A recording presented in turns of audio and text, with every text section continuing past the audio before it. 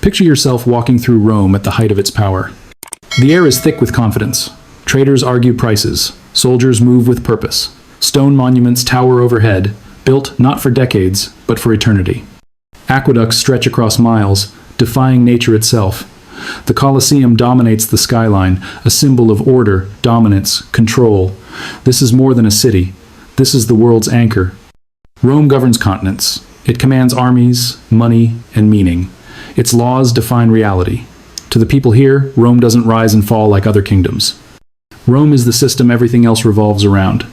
Tell them this empire will fail, that its wealth, order, and power will disappear within a lifetime, and they would laugh it off. They would say Rome is too structured, too advanced, too essential to collapse. Every empire reaches a point where confidence replaces caution, and that moment always feels safe.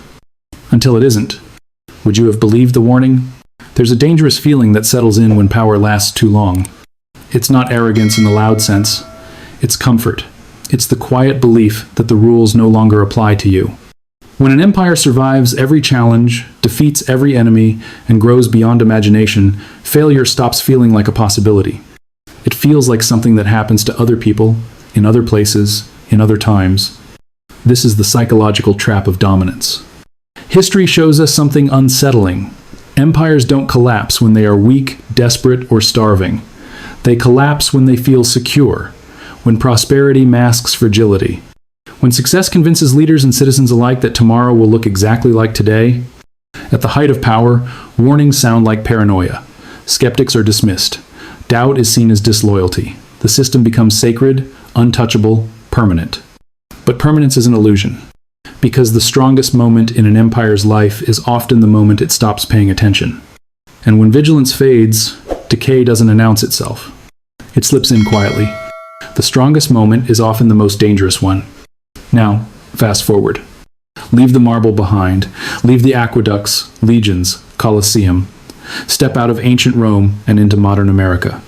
You stand in New York City. Steel and glass replace stone. Digital screens replace statues. Stock tickers flash green as money moves instantly. Streets pulse with ambition. Confidence fills the air. This is not just a city. It is the financial center. The world trades its currency. Power spans oceans. Culture dominates screens and thought. It looks unstoppable. If warned the foundation was cracking, you'd react like Rome. Too big to fail. Too advanced to fall. Does this feel familiar? History is often treated as random events. Wars here. Collapses there. Victories and defeats strung together like accidents. But civilizations don't move that way. History is patterned. Human nature doesn't upgrade with technology. Tools change, buildings rise, weapons accelerate, but instincts driving power, greed, fear, and comfort remain. When the same pressures meet the same behavior, outcomes repeat. Empires rise believing they are different, smarter, more advanced. They blame past failures on lesser people. History ignores confidence. It repeats because humans repeat. Names change, symbols change, technology changes, incentives do not. Studying the past isn't nostalgia, it's reconnaissance. Because chaos today follows patterns. Rome did not fall in a single dramatic moment. There was no final speech where leaders admitted failure, no instant where the sky went dark and the empire collapsed overnight. That version of history is comforting because it feels distant and obvious. The real collapse was far more unsettling. It happened slowly. While citizens were distracted by abundance, games, and spectacle, the foundations were quietly weakening. Life still looked normal on the surface. Markets were open. Festivals continued. The empire still expanded maps and celebrated victories, but underneath, something vital was being drained. The danger wasn't at the borders. It wasn't the barbarians waiting beyond the walls. It was internal decay, a rot that grew during times of peace and prosperity, not chaos. The kind of decay that spreads precisely because no one feels an urgent reason to stop it. By the time Rome looked vulnerable from the outside, it had already been fragile for generations on the inside. Collapse doesn't announce itself when it begins. It reveals itself only when it's nearly finished. The real collapse started long before the walls fell. In its earliest days, Rome was built on discipline. Not just military discipline, but economic discipline. Duty mattered, responsibility mattered, and above all, value mattered. The people who farmed the land were the same people who defended it. Production came before consumption. Sacrifice came before comfort. This mindset was reflected in Rome's money. For centuries, the Roman currency was made of real silver. Not promises, not trust in authority, actual weight, actual scarcity. If you held a coin in your hand, you didn't need faith in the state. You needed only the metal itself. Value was tangible, honest, difficult to fake. This kind of money shaped behavior. It encouraged saving instead of reckless spending. It rewarded long-term thinking over short-term pleasure. It made cheating the system costly instead of convenient. Because when money is real, the economy becomes real. Roads were built, aqueducts were maintained, armies were paid with something that held meaning beyond a government decree. Trust between citizen and state was strong because the medium connecting them was solid. But that stability came with a condition. It only works as long as money stays honest. And once money stops being real, everything built on top of it begins to shift. What happens when money stops being real? Success changed Rome in ways no enemy ever could. As the empire expanded, discipline gave way to comfort. Conquest flooded the capital with wealth faster than Rome could absorb. A society built by farmers and soldiers began to soften. The warrior faded. Administrators and aristocrats rose. Production lost status. Consumption took its place. Wealth flowed from power, not labor. Abundance bred entitlement. Sacrifice turned into expectation. The focus shifted from building tomorrow to enjoying today. Rome barely noticed. Life felt good, even better than before. Beneath the surface, appetite outpaced restraint. Success hides weakness. Failure alarms. Success sedates. Success rots faster. Inside, an empire that stretches across the known world comes with a price. Rome had legions stationed thousands of miles from the capital. Roads, ports, and cities had to be built and repaired across continents. Borders had to be defended. And inside Rome itself, a massive population had to be kept calm, fed, and entertained. None of this was cheap. The empire's expenses kept growing, but its easy sources of income didn't last forever. Conquered territories stopped yielding endless treasure. New wars cost more than they returned. Slowly, quietly, Rome reached a point every empire eventually reaches. The bills became larger than the income. This wasn't a moral crisis. It was a mathematical one. And math doesn't care how powerful you think you are. The problem was simple.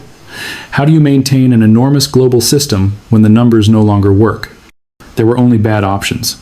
Cut spending and risk unrest, raise taxes and anger the elite, admit limits and lose political power. Every path carried consequences no ruler wanted to face. So the problem wasn't that Rome ran out of money. The problem was that Rome ran out of honest choices. And when the bill finally comes due, there's always one question that decides the fate of an empire. When the bill comes due, who pays it? Rome's leaders reached a crossroads, and every option in front of them was painful. They could cut spending. That meant fewer games, fewer benefits, fewer comforts for a population that had grown used to being entertained and fed by the state. That path led to anger, unrest, and rebellion. They could raise taxes. But higher taxes meant pushing back against the wealthy and powerful elites who kept emperors in power. That path led to betrayal, coups, and political suicide. Or they could choose the third option, the option that looks painless at first. They could change the money. No public announcement, no emergency decree, no visible confession of weakness, just a quiet adjustment behind closed doors. A small reduction in silver here, a little more base metal mixed in there. On the surface, the coins looked the same. The face of the emperor was still stamped on them. The laws still declared them equal in value. And that was the illusion. Because once leaders realize they can fund power by manipulating currency instead of confronting reality, the temptation becomes irresistible. Each crisis justifies another temporary adjustment. Each adjustment feels harmless compared to the alternative. This was the moment Rome crossed a line it could never uncross. The decision that solved the problem for the rulers and doomed the system for everyone else. This decision changes everything. At first, almost no one noticed. The coins still looked familiar. They still carried the emperor's face. They were still accepted by law, still exchanged in markets, still used to pay soldiers and merchants. On the surface, nothing appeared broken. But something fundamental had changed. The silver content of the coins was quietly reduced. A little copper here, a little cheaper metal there. The state could now mint more coins from the same amount of silver. More money entered circulation, even though no new wealth had been created. It felt like a solution. The empire could pay its debts, the armies stayed loyal, the games continued, life went on. For a while, the system appeared to be working, and that's what made it so dangerous. Because debasement doesn't explode, it leaks.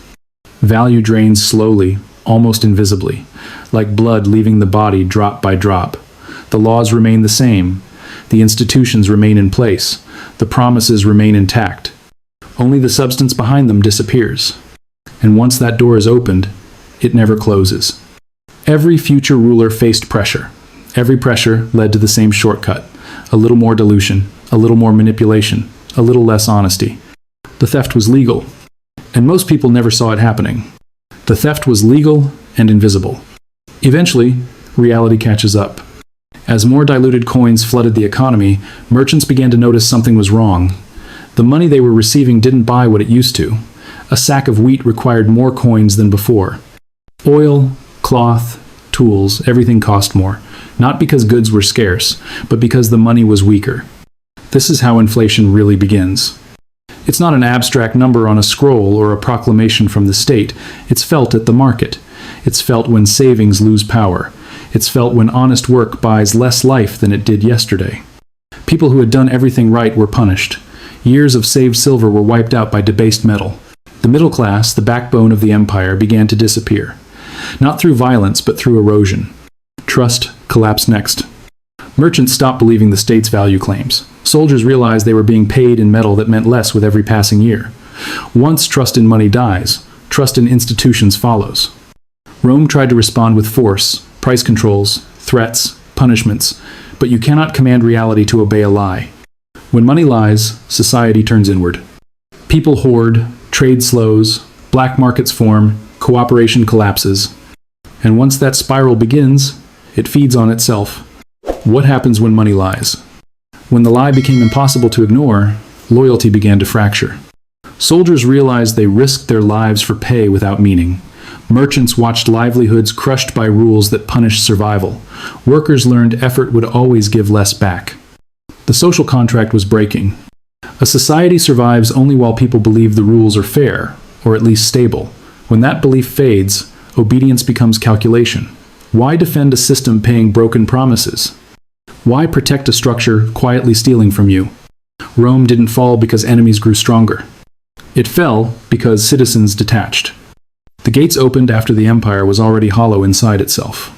In the beginning, America followed the path Rome once did.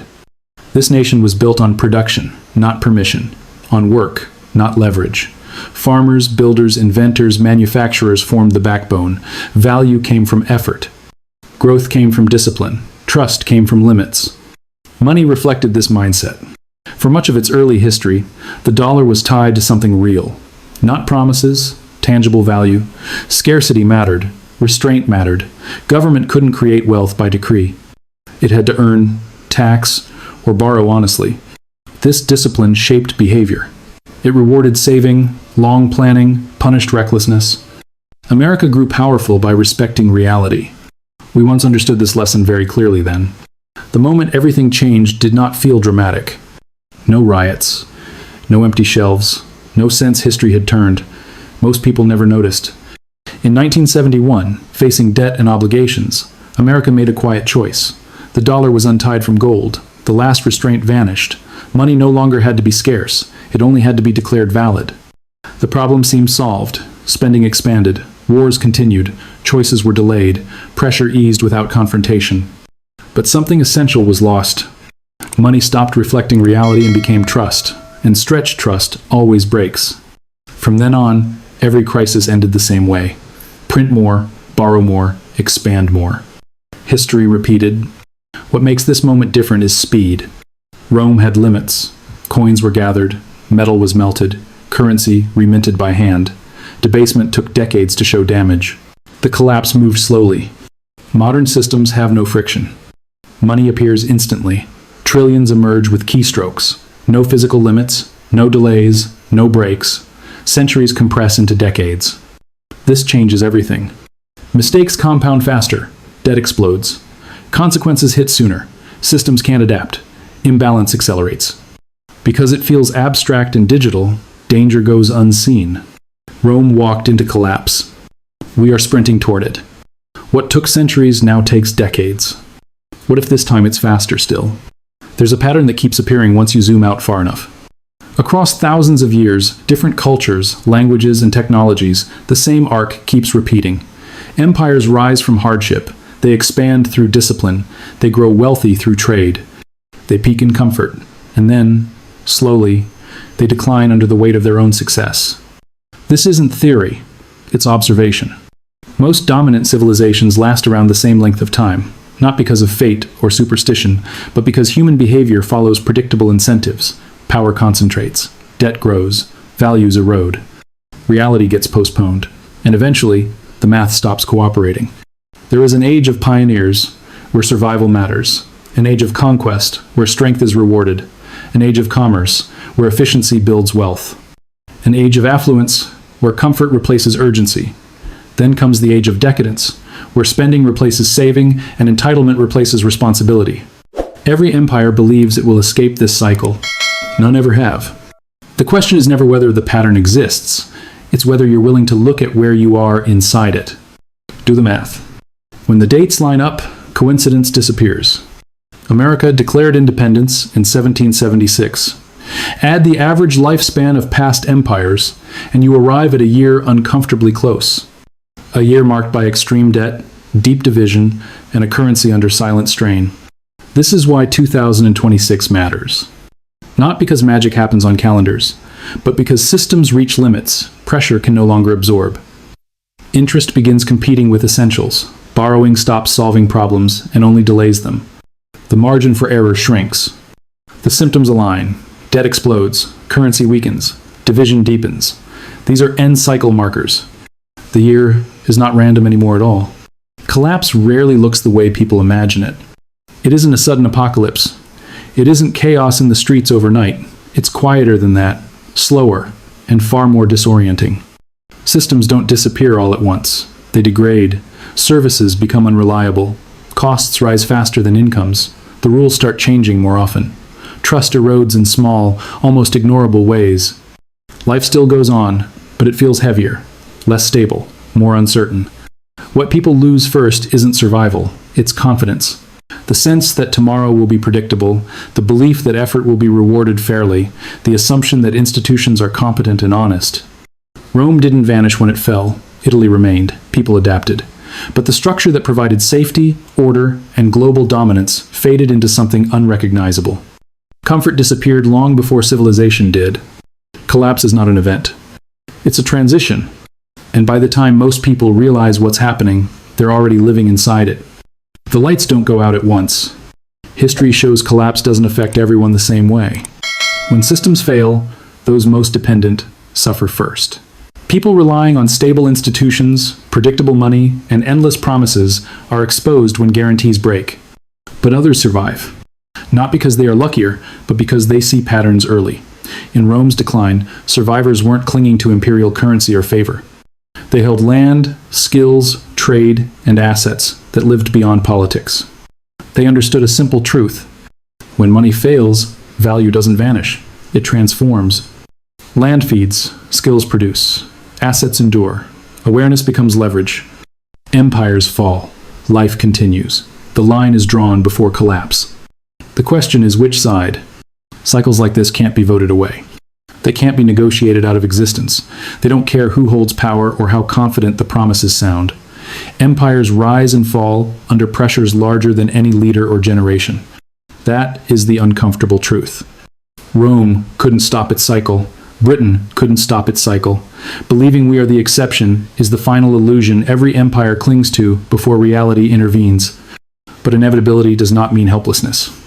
Those who suffer most are those who refuse to see it coming, those who trust the system blindly, those who believe tomorrow must look like yesterday.